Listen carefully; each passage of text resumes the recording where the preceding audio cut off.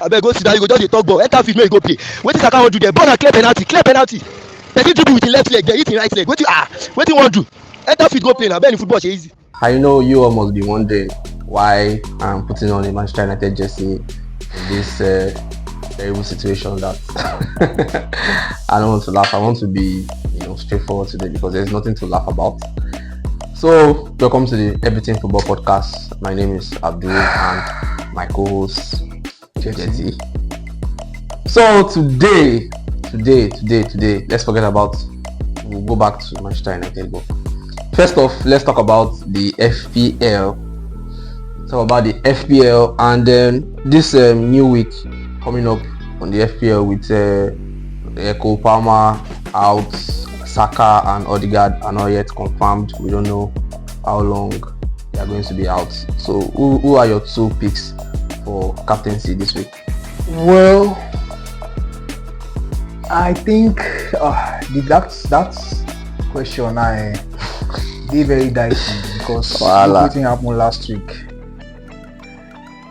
The players didn't perform all round, like especially the top players that people were expecting, were going to give points. So they're just quiet, and some even get injury along the line. So for this week, I feel like it's high time, or maybe I don't know if it's too early, but I think it's time we start looking at those differentials, those players that people are not too putting their eyes on and they're actually performing. I for one would say Semenyo,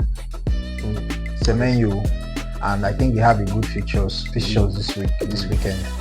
So I think Semenyo would be a very good pick. It's not too expensive, and I think he has been given that point. Then we can also go for I would say Grealish, but I'm still feeling skeptical about Grealish. But if you put that trust in Everton, because they are playing, I think Leeds also. So you can go for Grealish. Well, that's aside the top, Fernandes, Haaland, Salah. Just call Fernandes. But we know Fernandes will not give you anything.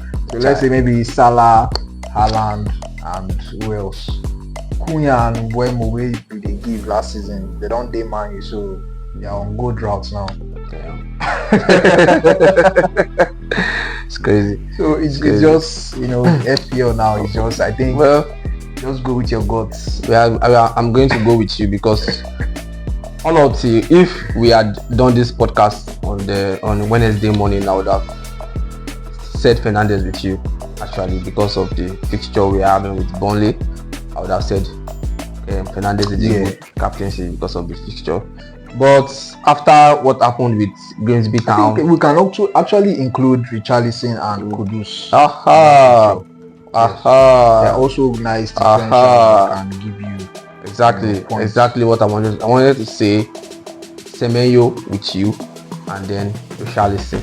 Because Richarlison is a sure starter on that Thomas Frank in the Spurs team. He's a regular starter now. So those two picks, you guys can just play around them.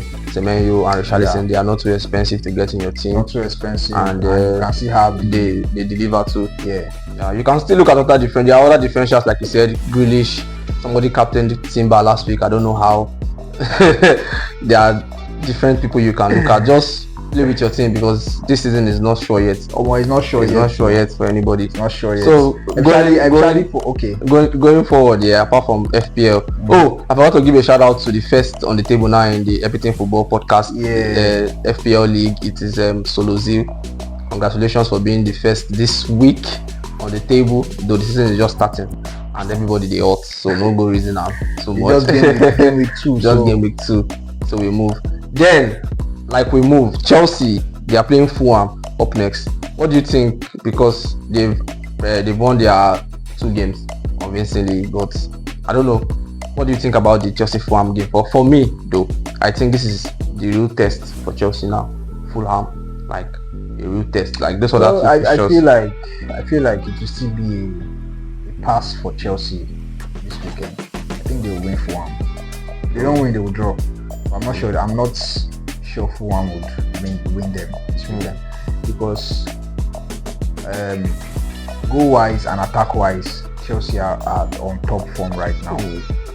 We can say okay, maybe their defense, but from midfield to the attack, everybody's on their A game. Enzo, Caicedo, everybody, João Pedro, True.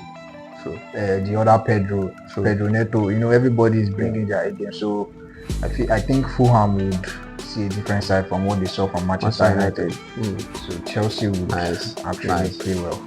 So let's move to Manchester United now. You just called their name, so I have to talk about them. Ruben Amorim situation with Manchester United. Last night, humiliation with Grimsby. Kobbie Mainoo situation.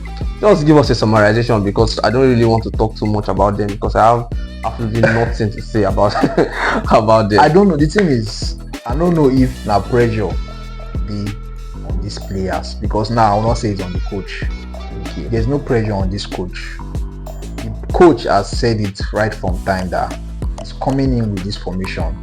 I'm coming in with this formation. Now waiting I want to do with this, and I'm not going to change my formation. I need players that can play this formation for me. He has brought in those players. Not only him, with the board, they sit down, do meeting before appointing him.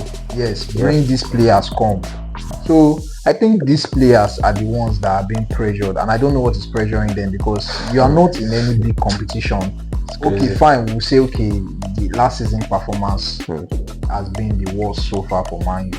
But let that season go. Remove that. I mean, the players' mentality is so bad. I won't lie to you. Their mentality is absolutely in shambles. Like it's shattered.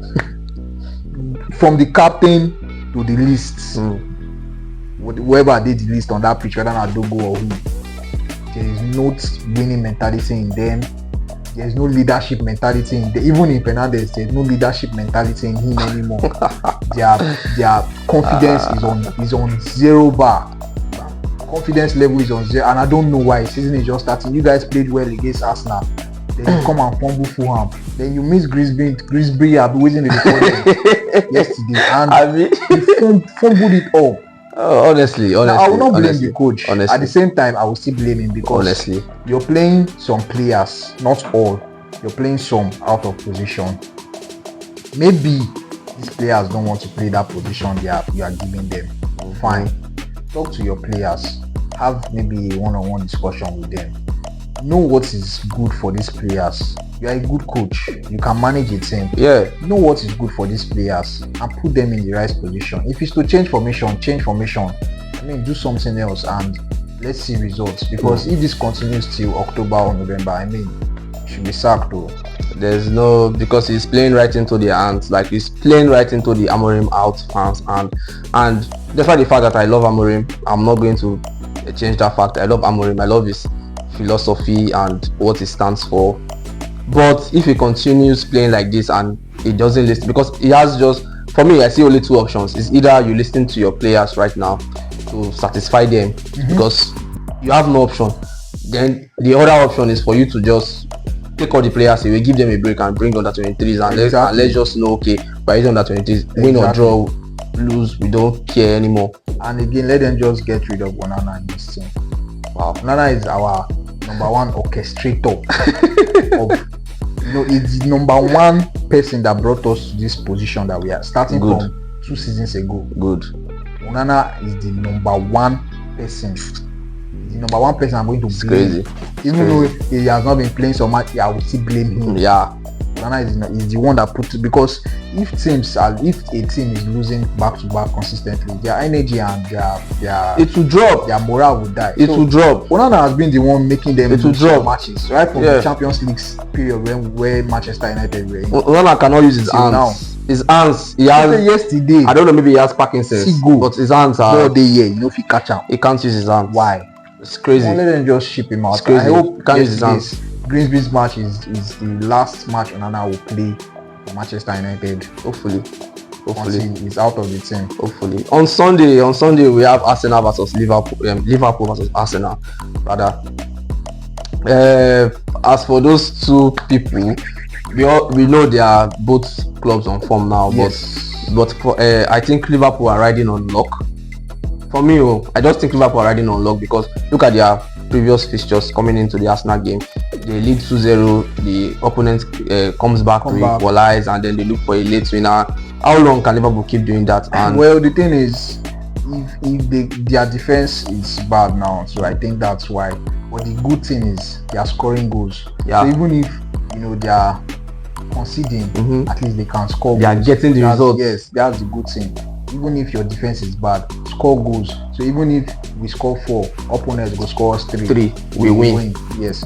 So I think it's all about winning. What is helping them now. It's all about winning. It's a good thing until they can probably get Gay. I think they are close to getting Gay from Crystal Palace. It's all about winning. So that wants to solidify their defense position. They even have Leone already that they signed from Parma, but due to maybe because he's new to the EPL and everything, they are still going him and all that.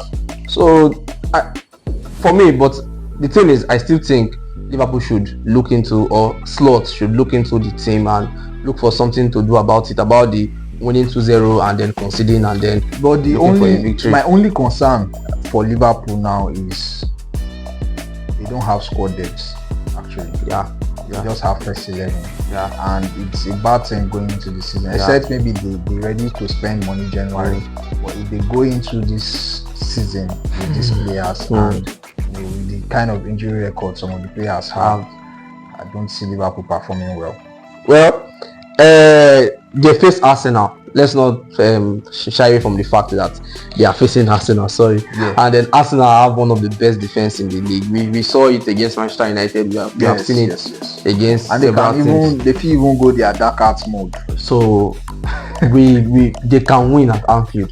There's nothing stopping Arsenal. They can do their dark arts and go all out defensive position, and their corners they have that's what I want to say. Now when they get corner, they'll come score their goal, go back, go to defend again. So they can do that.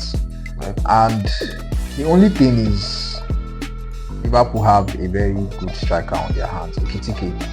That guy too, the auto. So let's see what the match will bring. But I feel like Liverpool might still win that match against Arsenal. Wow, I'll prefer a draw though. I hate both teams. So guys, this is the end of the podcast for now, and then we'll come back after the weekend to give you more updates.